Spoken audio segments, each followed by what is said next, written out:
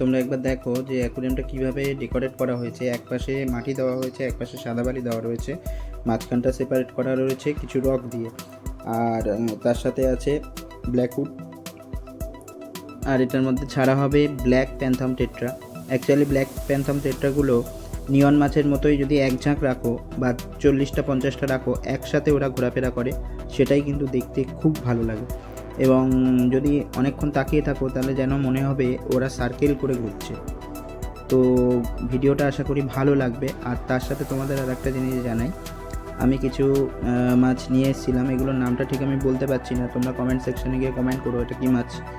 তো এগুলোই আমি ওই উইডো টেট্রার অ্যাকুরিয়ামে ছেড়েছি। সত্যি অ্যাকুরিয়ামটা দেখতে খুবই ভালো লাগে এবং প্রচুর প্রচুর মাছ আছে, প্রায় ধরে নাও নিয়ার অ্যাবাউট 150 থেকে 160-70টা মাছ আছে। এবং বিভিন্ন টাইপের মাছ আছে, ব্রাউন ফিশ আছে, আবার উপরের দিকের মাছও রয়েছে।